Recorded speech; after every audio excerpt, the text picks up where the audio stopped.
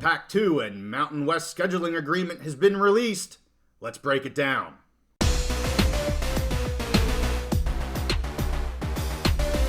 Conference realignment is always in the news, so we're back on the big mountain to keep you updated.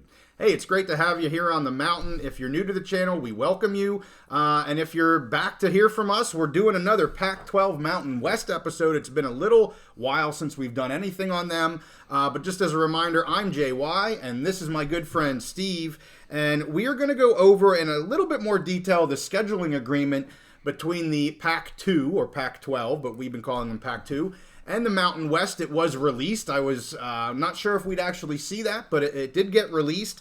I just want to go over some of the details. Specifically, I want to look at more of the termination and withdrawal. We talked that there's got to be something in here that is protecting the Mountain West, both the conference and the schools, from some sort of a cherry picking of certain schools, and it is in here. So we'll get to that. But if you remember, on December 1st, that's when the Mountain West and the Pac-12 entered into this scheduling agreement.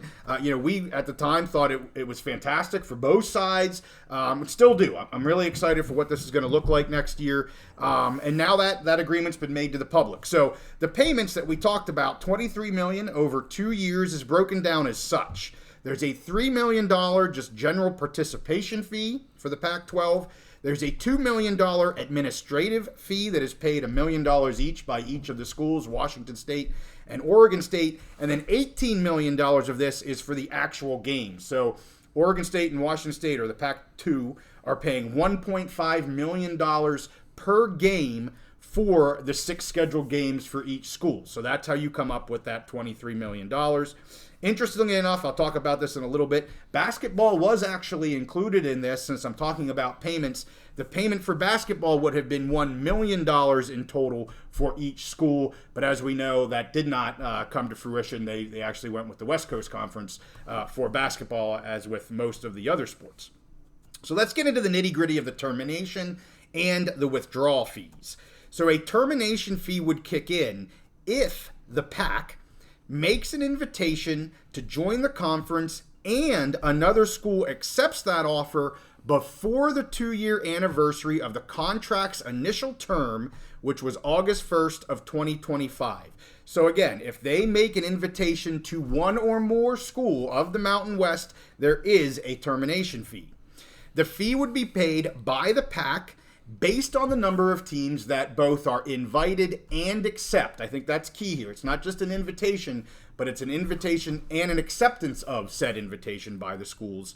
And if they leave, again, prior to 2025, the fee begins at $10 million. So if they want to cherry pick one school, it will be a $10 million fee that the PAC has to pay to the Mountain West. That's in addition to the $5.5 million that the school would have to pay to the Mountain West. So again, if they say, we want Boise State and Boise State only, the Mountain West Conference would get $15.5 million for that one school to leave during this agreement, the term of this agreement. And it goes all the way up. There's a schedule. I'll actually put it here at the bottom. You can see it. It's tiered based on the number of schools. It, of course, goes all the way up to 11 of the 12. So if they take 11 of the 12, it would be $137 million for them to take 11 of those 12 schools in the Mountain West. A lot of money. Yes.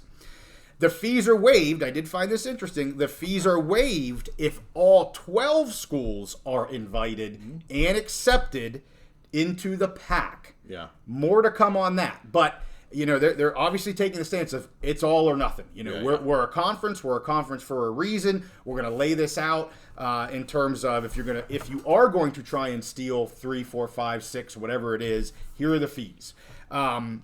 Both have agreed that this fee is determined to be a liquidated damage, not a penalty. Okay. And we talked a little bit about penalties and what the penalties were with the Pac-12. Obviously, we're looking at that with FSU right now. Terminology matters, as we know, and they were clear. This is considered liquidated damages to the conference, not a penalty to the conference. The other thing they talk about was media rights. As we've said before, the media rights for the Mountain West Conference, they retain all of their current media rights for their home games. That doesn't change. The Pac-12 still, as far as I have seen, are still trying to figure some things out there for their home games. And there is an extension for this that could be extended for 1 year through 2026 or for the 2026 season, again, if it's mutually agreed upon. A couple other things I just want to point out, and then I'll throw it to you, Steve. The contract begins, and it states this in the contract, and I found this wording to be a little bit telling. It says the contract begins a negotiating period for the Mountain West and the Pac-12.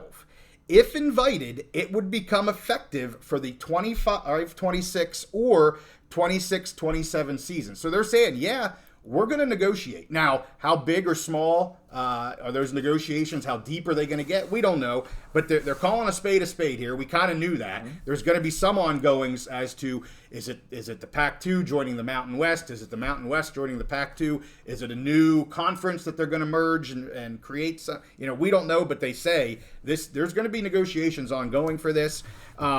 As I mentioned, there was a provision for basketball, but that obviously didn't happen. We're at the West Coast Conference. They also made it clear that this is not a partnership, an agency, or a joint venture. This is purely a scheduling agreement. That's all it is. Don't read any more into that for now. We'll see what happens with negotiations between these two. Interesting enough, I'll just throw this out there. This was signed by Commissioner K, the OSU president, and the Washington State, I believe it was the finance director or something like that. Okay. So all three entities, the Pac-12 and the two schools, signed this agreement. So anything you want to talk about? And I threw a whole bunch of stuff out there. What are you thinking? I'm really happy that we got all of the details because we weren't sure if we were going to get this. I think as we've said all along, we thought the best path was some kind of a merger, consolidation between what was left of the Pac and the Mountain West. It just works out for both. And we've been calling this a bridge to that. And to me, the language is very clear. It protects the Mountain West from the Pac just cherry picking, like you mentioned, right? Which I think is great. And you had to have that if you're the Mountain West. Yes. But it really it builds a framework and kind of a runway to a merger. And however that merger takes place, whether that's, the whole Mountain West just moving right into the Pac, or whatever they decide to do, this builds a runway to that, which I think is a great idea because personally, I mean, we say we're not rooting for one thing or the other, but I think, if you care about the Mountain West, you want to see them continue and do better, and you care about those two teams in the Pac, I think that partnership is great for all parties. Now, do we get into what happens to be the name later? I'm sure we'll talk about that, and you get some emotions with the name and all that kind of stuff, but I think this is a great framework. I think it covers the Mountain West, covers their bases, protects them from poaching or cherry picking, whatever you want to call it. But it really sets up a great framework. And it's a bridge to what we've been saying all along we think will happen. Yeah, and it certainly seems, I said it as I was talking termination fees, clearly, at least for right now, and we know how quickly some things can change, but publicly, and I think, and honestly, I think behind the scenes, the Mountain West Conference schools clearly are unified in this, and with the wording that they have here, basically it's an all or nothing. You either take 12 of us or you don't take any of us. You can with a penalty being paid, but they're crafting it as a very unified state, and I appreciate that. We kind of knew that was gonna be the case. I'm really glad that we see it and we can see what the terms are, and I'm also glad to see that it's beginning a negotiation period. We don't know what that's gonna mean, whether there is a merger, partnership, whatever that case may be, but we've said here all along that we do feel like the Mountain West Conference and this Pac-12, it's only natural for them to somehow have a merger here, unless there's gonna be a power two that goes after one of these two schools. You kind of have to go to Plan B here, which is frankly what they're doing right now. They're crafting this. The only other piece I would say is this is giving time to better understand the financial situation that we've talked about before. And I'm just repeating some things from other episodes because A, we may have some new viewers, and B, it's just things that we think are very important. But it's creating some time to get that financial situation figured out. Now that the lawsuit or the settlement has occurred with the Pac-12, they can get a really good, they being OSU and WSU and the Mountain West, get a good feeling for what those financials look like, what the liabilities look like. So it's a win-win-win here. We talked about that when it first came out. But as the Mountain West guy, really glad to see these details in terms of the termination withdrawal fees and the liquidated damages that would be assessed to the Pac-12 if they were to come to fruition. Yeah, and great point on the time. And what I'll say also, it gives time for everyone to realize what the new landscape of college football is going to look like. So when you have summer of 2023, when this was really hot and heavy, Oregon State and Washington State, and you saw this especially at the beginning of the football season, they were holding tight to still being what they called a Power 5. And you and I have talked about this. There's no Power 5 anymore. It is what it is. There's some people who have come to that realization. There's two types of people. You have one group who understands there's not a Power 5 anymore, and the other group is they don't understand it yet, but they will, hopefully in a couple of years. Right. And they'll be way behind the 8 ball if they're going to wait that long. Exactly. And probably miss some opportunities for themselves. Right. And so this gives time where we can kind of let that develop. We're moving to the 12-team playoff next year. You have that consolidation of those teams going from the PAC into the Big Ten. So, summer of 2023, when all this broke, to now we're going to have 2 years from now, and sometime, let's say in 2026, when this is all finalized and done. That's a long time frame, 2.5 years. And the landscape of college football is going to change massively in that 2.5 years. Right. So it gives time to for the Oregon State and the Washington State, the fan base, recruits, and players to understand there is a Power 2 and there's everybody else. And I think this really sets up the Mountain West with the PAC together can really be a formidable combination to show, hey, we can compete with all of those other conferences that are outside of those top two. Right. We can compete to be the best of the rest. Yep. So great time for that. And staying with the group of 5, I would have the Mountain West, the American, and who am I missing? The Sun Belt being kind of the top 3. I think you've got the MAC and the Conference USA slightly below. They have some very good teams, your Ohio's and your one-hit wonders type of teams, Liberties and things. But overall, I think the top 3, if you will, conferences in the old group of 5 is the Mountain West, the American, and the Sun Belt.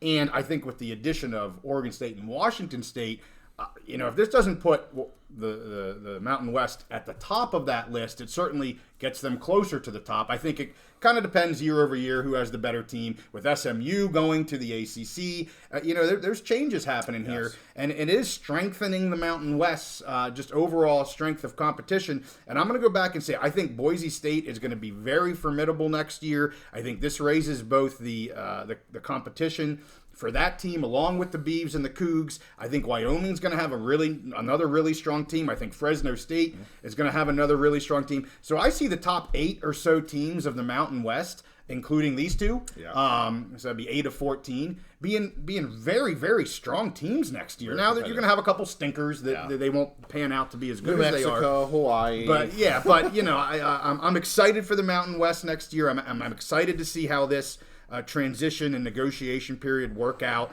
We talked about Navarez. I'll put a link up here, but Navarez came out in her statement and she said she has absolutely zero questions on what this is going to be like in terms of actually putting the product onto the field. She was confident that it's going to be a very positive relationship, a very positive outcome and product. So I think just a lot of excitement here. I know Beavs and Cougs fans I'm sure are still disappointed. We're coming off a couple months now. I'm sure emotions have started to cool a little bit. Still pretty disappointed, but I think you guys are going to have a very solid season next year.